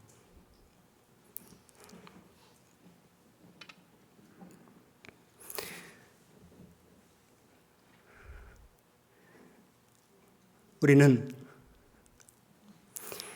기독교 역사 속에 복음의 마지막 주자다. 느끼고 있지 않습니까?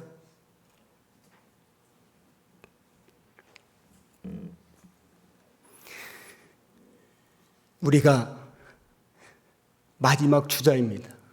이제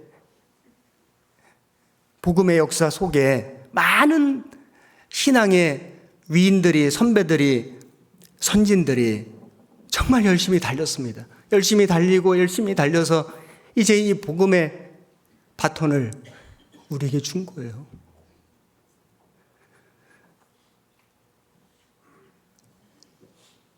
우리에게 달려있다.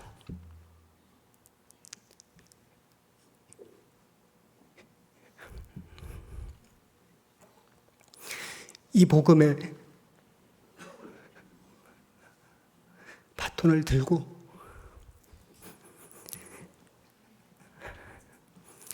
우리에게 남겨진 신앙의 경주를 하나님이 허락하신 시간 안에서 같이 달리는 겁니다. 이거는 우리에게 주신 기회입니다. 축복이에요. 마지막 주자는 누가 뛰는지 아시죠? 달리기 제일 잘하는 사람.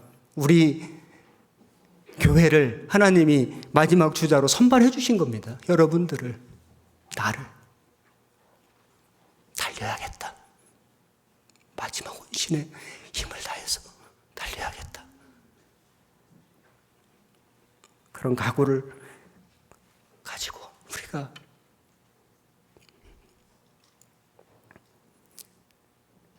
(2024년) 하나님이 주신 어쩌면은 정말 마지막 해가 될 수도 있는 이 1년을 같이 열심히 살아야겠습니다. 장막터를 넓히며 말뚝을 견고히 하라.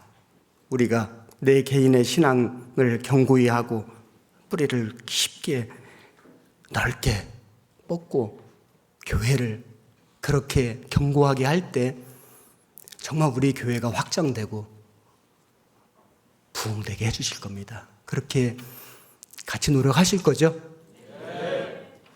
같이 기도하시겠습니다. 하나님,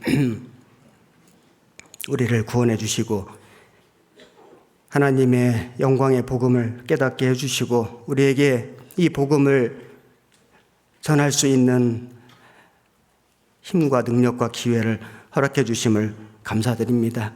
여기 머리 숙여 기도하는 안산권에 있는 5개 교회들, 형제 자매님들, 머리 숙여 기도하는 모든 분들에게 주님 함께 해주시고 우리의 마음을 넓게 해주시고 우리 신앙의 지경을 크게 해주시고 우리 교회가 더 큰 비전을 품고 마지막 복음의 주자답게 열심히 함께 끝까지 달리는 저희들 되게 해 주옵소서.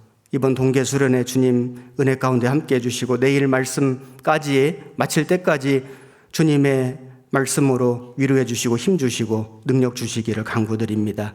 모든 주신 은혜 앞에 감사드립니다. 우리를 사랑하시는 우리 구주 예수님 이름으로 기도드렸습니다.